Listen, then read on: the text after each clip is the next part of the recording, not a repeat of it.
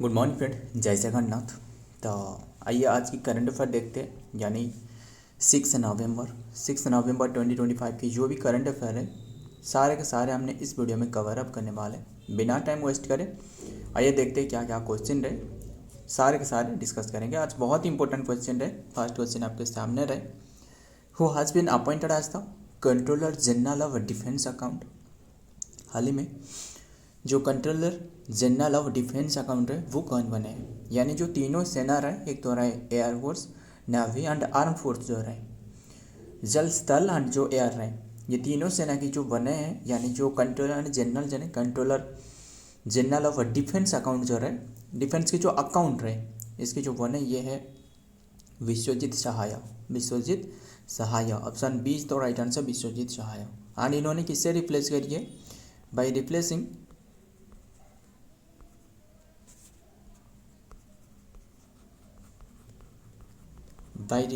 किससे रिप्लेस करिए, राजकुमार अरोरा। राजकुमार अरोरा इन्हें रिप्लेस करिए, बस यही ध्यान में रखिएगा। फिर बात करें जान के जो कंट्रोलर जनरल जो डिफेंस अकाउंट है, इसकी शुरुआत रहे, यानी जो स्थापना करवाया गया था, मतलब एस्टेब्लिशमेंट की बात कर रहा हूँ। फर्स्ट टाइम मतलब 1 अक्टूबर 1951 से करवाया गया था।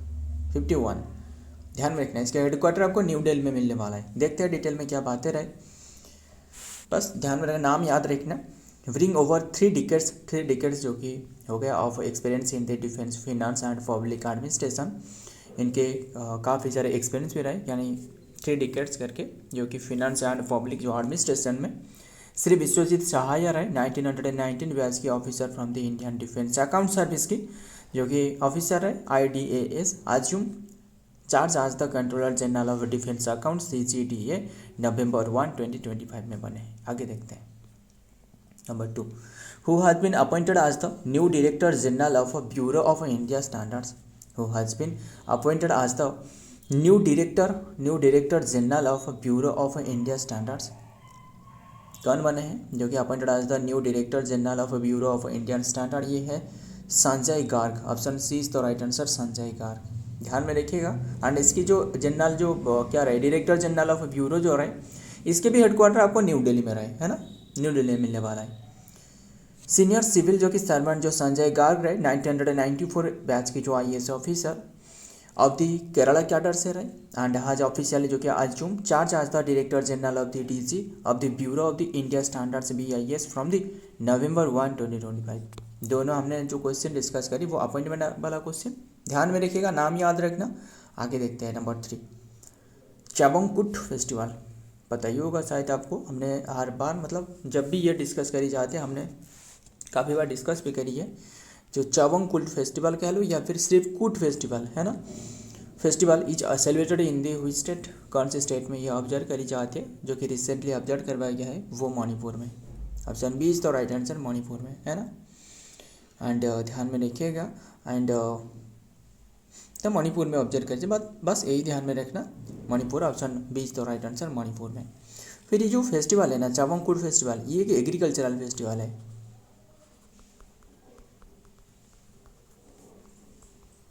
Agricultural festival, clear. जो एग्रीकल्चरल की शुरुआत करवाई जाती है, यानी जो क्या रहे, जो शरद ऋतु रहे, वहाँ की जो एग्रीकल्चरल जो रहे एग्रीकल्चर वो करी जाती है, मतलब इसकी शुरुआत रहे चाबंगकुट फेस्टिवल करके, बस ध्यान में रखना ही।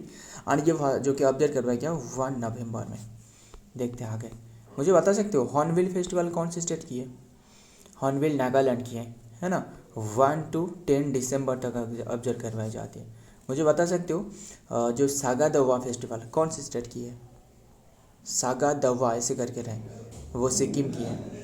चेराव फेस्टिवल वो भी सिक्किम नहीं, मिजोरम की है चेराव फेस्टिवल। एंड लाहू फेस्टिवल, लाहू ये मेघालय की है। बेंडिन खेलम हो गया, बेंडिन खेलम ऐसे करके रहे, वो भी जो कि मेघालय की है ना। मेघालय में आपको गारो खासी जयंतियाँ मिलने वाला है। एंड सबसे जो ज़्यादा जो बारिश पाई जाती है वो भी मेघालय में पाई जाती है, यानी जो गारो खासी जयंतियाँ जो पहाड़ रहे, वहाँ की एक एग्जैक्टली प्लेस पूछे तो वो है माइसिन राम। शायद स्पेलिंग गलत हो सकता है, बट ध्यान में रखना मैसिन राम में पाई जाती है।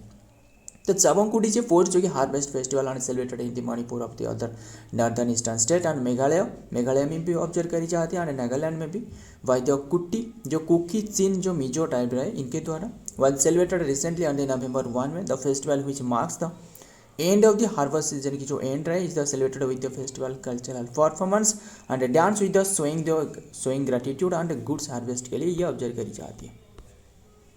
नेक्स्ट देखते हैं नंबर 4, 3 डे ईस्टर्न जो कि eastern thunder exercise will be held in which state, कौन से स्टेट में हो रहा है, मैंने होने वाला है नहीं हो रहा है।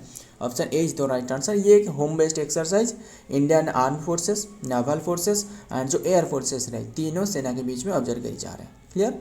आर्मी डे बता सकते हो 15 जनवरी फिर मुझे बताना December 4 ये कौन सी डे बताना, और एक रहे October 8 ये कौन सी डे बताना। ये आपके लिए क्वेश्चन रहे, काफ़ी बार डिस्कस करी है। एंड ध्यान, और ये जो ऑब्जर्व करी जाएगी ईस्टर्न थंडर जो ये ऑब्जर्व करी जाएगी 11 to 15 अक्टूबर, सॉरी 15 नवंबर। अक्टूबर कहाँ से है, नवंबर मंथ पे हमने तो एंटर कर चुके हैं, तो ये ऑब्जर्व करवाया जाएगा। 3 day military exercise known as Prachand Prahar with the translate eastern thunder context was held in जो कि अरुणाचल प्रदेश में, जो कि tri service exercise and multi domain जो कि exercise was conducted in the high altitude जो कि टेरिन द हिमालयन अल्प जो कि along with the north border. ध्यान में रखिएगा जो नॉर्थन बॉर्डर रहे चाइना फ्रॉम द मार्च जो कि 25 to 27 जो कि 2025 the exercise was hosted by the Indian army जो कि eastern command and aim to the जो कि फोर्स एंड कैपेबिलिटी। बस ध्यान में रखना, आगे देखते हैं क्या आ रहा है। सो नेक्स्ट क्वेश्चन क्या पूछा जा रहा है, international day of preventing the exploitation of the environment. जो एनवायरनमेंट रहे इसे जो हार्म पहुंचा रहा है, यानी जो एक्सप्लॉयटेशन हो रहा है environment in the war and जो आर्म्ड जो कन्फ्लिक्ट रहे, ऑब्जर्व इन व्हिच स्टेट, कौन से स्टेट में ऑब्जर्व करी जाती है, चलिए कौन से स्टेट तो नहीं, कौन से डेट में ऑब्जर्व करी जाती है, ये स्टेट कहाँ से, which date, clear, which date, कौन से डेट में ऑब्जर्व करी जाती है। ये जो देखिए असल में कभी भी जो वार वाला जो सिचुएशन आ गया, वार हो गया, कोई भी कन्फ्लिक्ट रहे, जो दोनों देश रहे जो आपस से लड़ रहा है, इसमें क्या होने वाला है, असल में इसने दोनों कंट्री की ही नुकसान होने वाला है। ऐसे नहीं है कि एक ही कंट्री की हो गया, हो सकता है एक ही कंट्री की जो कि ज़्यादा नुकसान हो और एक कंट्री की बहुत ही कम, बट नुकसान तो होने वाला है। और जो एनवायरनमेंट रहे ना, इससे सबसे जो कि खतरा पहुंचा रहा है ना, जो ग्लोबल वार्मिंग हो रहा है एंड जो एसिड रेन, अर्थ को ऐसे जो काफ़ी क्या रहे जो फेमाइन देखने को मिल रहा है, वो सारे के सारे ह्यूमन कजेस के कारण है ना। तो इसीलिए जो कि इसे प्रिवेंट करने के लिए, इसे लोगों को अवेयर करने के लिए कैसे जागरूक किया जाए, इसके ऊपर में काम करने के लिए ये ऑब्जर्व करी जाती है। क्योंकि वार जो रहे ना, ये सिर्फ एक ही वे नहीं है, मतलब फाइट करना, आपस से फाइट करना, ये सिर्फ एक ही माध्यम नहीं है, ध्यान में रखना। तो और भी इसे भी सुलझावा किया जा सकता है, फिर क्या ही करें। तो ध्यान में रखिएगा, ये ऑब्जर्व करी जाती है कौन सी डेट को, 6 नवंबर, option D is the right answer, 6 नवंबर को ऑब्जर्व करी जाती है। बस यही ध्यान में रखना, आगे देखते हैं। The international day for preventing the exploitation of the environment in war and arm जो कन्फ्लिक्ट रहे इज ऑब्जर्व एनुअली जो कि ऑन November 6 में ऑब्जर्व करी जाती है एंड इज नॉट टाइड, बस ध्यान में रखना, ये स्टेट नहीं, बस ध्यान में रखना, ऑब्जर्व करी जाती है 6 नवंबर को। पर्पज क्या है, जो कि to raise the awareness about the protection of the environment and ecosystem, जो है इसे प्रोटेक्ट करना ड्यूरिंग द आर्म्ड कन्फ्लिक्ट हो गया इसी के टाइम पर। क्लियर। ऑब्जर्विंग बॉडी जो रहे वो यूनाइटेड नेशन रहे एंड ऑर्गन जो कि ऑरिजिन रहे, जो कि डिक्लेयर यूएन जो जनरल असेंबली रहे 2001 से ये डिक्लेयर करी थी और तब से ये ऑब्जर्व किया जा रहा है। नंबर 6, अकॉर्डिंग टू स्वच्छ सर्वेक्षण रिपोर्ट 2025, जो स्वच्छ सर्वेक्षण रिपोर्ट 2025 के मुताबिक which is the most unclean city of India, सबसे जो गंदगी वाला जो शहर है, यानी सबसे जो मतलब बहुत ही मतलब मोस्ट जो अनक्लीन रहे, जो क्लीन नहीं है, वो कौन सी प्लेस रहे इंडिया की, कौन सी सिटी, ये है मदुरई, ये है मदुरई, यानी option D is the right answer, Madurai जो कि सबसे अनक्लीन सिटी रहे। कहाँ रहे जानते हो ना, ये रहे तमिलनाडु में। तमिलनाडु में जो यानी जो मीनाक्षी टेम्पल रहे ना, वहाँ के किनारे रहे मीनाक्षी टेम्पल। ध्यान में रखना मीनाक्षी टेम्पल भी वहाँ रहे। एंड ये बात करें इसके बाद जो कि सेकंड पर जो बताया गया है सबसे जो अनक्लीनेस्ट शहर रहे यानी जो टाउन रहे वो है, जो सिटी रहे वो है लुधियाना। लुधियाना। तो इसके बाद तीसरी पर कंट्री, थर्ड पर वो है रांची। रांची कहाँ रहे? रांची झारखंड में रहे। तो ध्यान में रखना। और अगर भी आपको पता ही होगा हमने भी डिस्कस करी है, जो मोस्ट क्लीनेस्ट सिटी रहे वो तो इंदौर रहे, जो इंदौर सबसे मोस्ट क्लीनेस्ट सिटी रहे। बट इंदौर जो रहे ना वो 10 लाख से ज़्यादा जो पीपुल रहे इसके कैटेगरी में रहे। इंदौर सबसे जो कि क्लीनेस्ट सिटी। बट इसके बाद सूरत रहे, ऐसे तो काफ़ी सारे रहे ना बातें। तो इसके बाद जो क्या रहे, बट 10 लाख से जो कम जो आबादी रहे यानी 3 to 10 लाख के बीच में जो पीपुल रहे, वहाँ की जो सबसे जो क्लीनेस्ट शहर बताया गया वो है नोएडा। नोएडा यानी आपको उत्तर प्रदेश में मिलने वाला है। आगे देखते हैं। द स्वच्छ सर्वेक्षण 2025 रिपोर्ट जो कि रिलीज अंडर द स्वच्छ भारत मिशन रिलीज करवाया गया and has once again expose the deep divided in the India urban and cleanness and efforts while the some जो कि स्मॉलर जो कि सिटी रहे how made the impressive and states in the जो कि maintain the hygiene and जो कि several all of the India major and metropolitan जो एरिया रहे जो कि how fail to keep the off. बस मतलब इससे जो दी गई है, क्यों दी गई है, मतलब जो वेस्ट मैनेजमेंट क्योंकि यहाँ की जो वेस्ट मैनेजमेंट रहे वो पूरी तरह गंदगी है ना। और ध्यान में रखिएगा। देखते हैं number 7। Which country become the fast country, कौन सी कंट्री मतलब बने fast country to successfully convert thorium into uranium fuel. Which country become the fast country to successfully convert thorium into uranium fuel. Thorium से जो uranium fuel जो बनाने वाला कौन सी फास्ट कंट्री बने वो है चाइना। मतलब जानते हो ना जो थोरियम रहे ना, असल में थोरियम जो अर्थ में बहुत ही मात्रा में मौजूद रहे, क्योंकि ये भी पता ही होगा सबसे ज़्यादा जो थोरियम रहे ना वो इंडिया में रहे। क्लियर, इंडिया में सबसे ज़्यादा थोरियम रहे। बट असल में ये जो थोरियम है ना ये डायरेक्ट यूज नहीं किया जा सकता है, यानी जो क्या रहे जो न्यूक्लियर रिएक्टर है ना, न्यूक्लियर रिएक्टर में डायरेक्ट यूज नहीं किया जा सकता है। इसीलिए ये क्या रहे अभी के टाइम में। बट ये जो चाइना ने क्या करी, पहले ये थोरियम को यूरेनियम में कन्वर्ट करी, यानी इसके जो आइसोटॉप रहे यानी जो 23223 जो नंबर रहे इससे चेंज करके बदला कर जो कि इन्होंने यूरेनियम में कन्वर्ट करी। इसके बाद यूरेनियम को फ्यूल की तरह यूज करी। ध्यान में रखिएगा इनकी जो ये रिएक्टर है वो आपको गोबी डेजर्ट में मिलने वाला है। वो तो काफ़ी बातें रहने देते हैं, बस चाइना जो कि ऐसे करने वाला फास्ट कंट्री बने, बस यही हमें ध्यान में रखना है। एंड बात करें किसके बारे में, थोरियम जो ध्यान में रखना जो कि डायरेक्ट जो कि न्यूक्लियर रिएक्टर में तो यूज नहीं होने वाला है ध्यान। और ये जानते हो ना फादर ऑफ न्यूक्लियर रिएक्टर कौन रहे, Enrico Fermi. Father of nuclear bomb जो एटम बम बताना वो तो Oppenheimer. Father of hydrogen bomb बताना एडवर्ड जेनर, या फिर कौन रहे बताना, नीचे कमेंट करना। हमने डिस्कस करी है, कल ही डिस्कस करी थी इसके बारे में। देखते हैं। China become fast to transmute जो कि thorium into uranium for nuclear fission के लिए।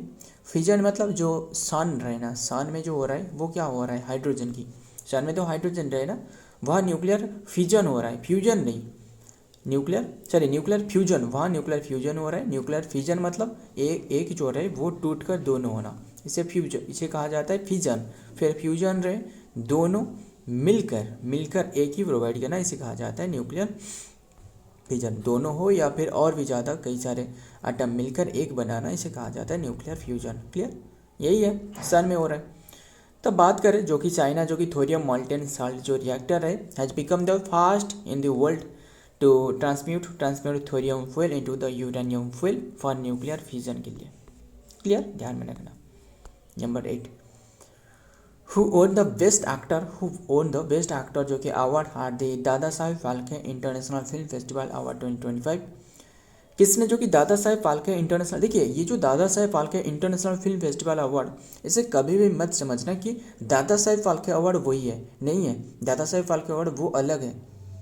क्लियर, वो अलग है, बिल्कुल अलग है। दादा साहेब फाल्के अवार्ड पूछे तो इसकी जो शुरुआत करवाया गया था 1969 है ना। वो तो काफ़ी बातें रही, काफ़ी बार भी हमने डिस्कस करी 1969, तो वो तो इसरो की भी स्थापना रही 1969 में, इसरो की भी स्थापना रही ना। यस, देखिए इसरो की स्थापना असल में इससे पूर्व भी करवाया गया था, इनकोस्पर नाम करके। ये है 1962, जानते हो ना किसने करी थी? मुझे बताना इसके बारे में काफ़ी सारी जानकारी, बताना नीचे कमेंट करना क्या थे ये 1962 में। इसे जो इनकोस्पर कहा जाता था, क्यों कहा जाता था? और 1969 में इसके जो फिर से जो स्थापना करवा गया था, मतलब हमने पर मतलब एस्टेब्लिशमेंट जो पूछे तो इसरो की वो 1969 में है, बट क्यों रहे बताना। तो इसके हेडक्वार्टर तो बस रहने देते, हेडक्वार्टर आपको बेंगलुरु कर्नाटक में मिलने वाला है। तो भी नारायण इसके चेयरमैन रहे तो 1969। तो वही जो कि दादा साहेब फाल्के अवार्ड की स्थापना, but Dada Saheb international award नहीं है, इंटरनेशनल फिल्म फेस्टिवल, ये फिल्म फेस्टिवल के क्षेत्रों में दी जाती है, और ये एक प्राइवेट संस्था देती है, क्लियर। और जो दादा साहेब फाल्के अवार्ड है वो गवर्नमेंट के द्वारा दी जाती है, क्लियर हो गया ना, क्लियर। तो अभी के टाइम में जो दी गई है वो है Kartik Aaryan, option B is the right answer, Kartik Aaryan, clear, ध्यान में रखिएगा। और इनकी जो फिल्म रहे वो है, हमने शायद ये क्वेश्चन डिस्कस भी करी थी, चंदू चैंपियन के लिए इन्हें दी गई है, क्लियर। एंड दादा साहेब फाल्के अवार्ड पूछे तो अभी हाल में जो दी गई थी 2025 की, वो दिया गया था मोहनलाल को, है ना, मोहनलाल। एंड जो 2024 दी गई थी वो है मिथुन चक्रवर्ती। बस ध्यान में रखना, जो कि बेस्ट एक्टर तो ये कार्तिक आर्यन रहे, एंड बेस्ट जो एक्ट्रेस रहे वो है कीर्ति सानन, बस यही ध्यान में रखना। आगे देखते हैं क्या बातें रहे। कार्तिक आर्यन टुक होम द बेस्ट एक्टर जो कि अवार्ड फाइल द जो कि जो स्त्री 2 रहे, own the best film award की थी जो कि ओन करी है द दादा साहेब फाल्के अवार्ड 2025 मुंबई जो 10th Dada Saheb Phalke international film festival award 2025 DPIFF 2025 and celebrated achievement in the Indian cinema, television and online platform in Mumbai में दी गई है। Next number 9, which is the winner of 12th session of the pro Kabaddi league. जो pro Kabaddi league रहे इसके winner कौन रहे, वो है क्या रहे, दबंग दिल्ली, यानी option A is the right answer, Dabang Delhi by defeating Puneri Paltan. यानी हमने हर बार पुनेरी पल्टन को ओन करते हुए देखी है, बट अभी के टाइम में दबंग दिल्ली ने ओन करी एंड बाय डिफेटिंग पुनेरी पल्टन। बस यही ध्यान में रखिएगा, मतलब रनर अप रहे। तो बात करें इसकी जो शुरुआत है ना, जो प्रो कबड्डी लीग की शुरुआत रहे, ये स्टार्ट करवाया गया था यानी 2014 से, ठीक है, 2014 से। नेक्स्ट देखते हैं, अशोक जो कि मल्लिक एंड को राइडर जो कि अंजुका जो कि फावर Neeraj Narwal so the clinches second title for the jubilant home crowd. बस ध्यान में रखिएगा। द फ्रंट ऑफ द जो कि fact and then the home crowd Dabang Delhi रहे, देख सकते हो दबंग दिल्ली K.C जो कि वेयर जो कि crown the champions of the pro Kabaddi league PKL and session 12th after the thrilling 31 to 28 जो victory and against the Puneri Paltan are दी। बस ध्यान में रखना, पुनेरी पल्टन को हराकर इन्होंने वन करी है। नेक्स्ट देखते हैं last question and then session end करते हैं। First RK. लक्ष्मण जो एक्सलेंस अवार्ड रहे will be given to which of the following, किससे दी जाएगी? फर्स्ट जो आर.के. लक्ष्मण एक्सलेंस जो अवार्ड रहे किससे दी जाएगी? ये दी जाएगी आमिर खान को। यानी फर्स्ट टाइम शुरुआत किया जा रहा है, जो आर.के. लक्ष्मण रहे ना, इन्होंने एक कार्टून की जो आर्ट, मतलब कार्टून की जो आर्ट रहे वो बनाई थी, एक तरह कमन मैन, है ना, कमन मैन नाम करके। और भी काफ़ी सारे इनके कंट्रीब्यूशन रहे जो फिल्म की दुनिया में, एंड मतलब फिल्म नहीं, जो कार्टून की दुनिया में, है ना। एंड तो एक्सलेंस जो कि आती थी, एक रहे ना मालगुडी डे, है ना, मालगुडी डे, मतलब पहले से आते थे, मुझे पता नहीं अब ये आ रहा है या फिर नहीं, ये मुझे नहीं पता, पर बट ये मालगुडी डे नाम करके इन्होंने लाई थी, जो कमन मैन नाम करके। एक्सलेंस जो कि इनके नाम से, इनके तो डेथ हो चुकी है, इनके नाम से एक अवार्ड की, एक्सलेंस अवार्ड की शुरुआत करवाया गया है। एंड ये असल में फर्स्ट टाइम किससे दी जाएगी? आमिर खान को। बस यही ध्यान में रखना। तो फर्स्ट टाइम ये शुरुआत करवाया गया, इसीलिए इंपॉर्टेंट है, ध्यान में रखना। ये जो दी जाएगी 23 नवंबर अभी की टाइम में घोषणा करवाई है, ध्यान में रखना 2025 में। देखते हैं द फर्स्ट जो कि आर.के. लक्ष्मण जो कि award for the excellence will be given to the Bollywood actor, जो फिल्म मेकर जो आमिर खान रहे। इनकी फिल्म की जो जगत में जो कंट्रीब्यूशन रहे इससे लेती जाएगी। द अवार्ड आज बिन इंस्टीट्यूट जो कि instituted by the are K Laxman जो family to honour the legacy of the legendary जो कार्टूनिस्ट है ना, जो कार्टूनिस्ट है and creator of the common man, देख रहे हो ना, कॉमन मैन जो रहे इसके जो क्रिएटर रहे एंड क्लियर। एंड फिल्म जो सजा जो लगून, ध्यान में रखिएगा, जो कि Aamir Khan was the chosen for his जो कि क्रिएटिव ब्रिलियंस बस आमिर खान को दी जाएगी, यही ध्यान में रखना। सो फ्रेंड, आज की ये कंटेंट है, अगर वीडियो पसंद आए तो वीडियो को लाइक करना, दोस्तों के साथ शेयर करिएगा। मिलता हूँ और एक वीडियो में और एक इम्पोर्टेंट MCQ के साथ, तब तक के लिए जय हिंद, जय जगन्नाथ।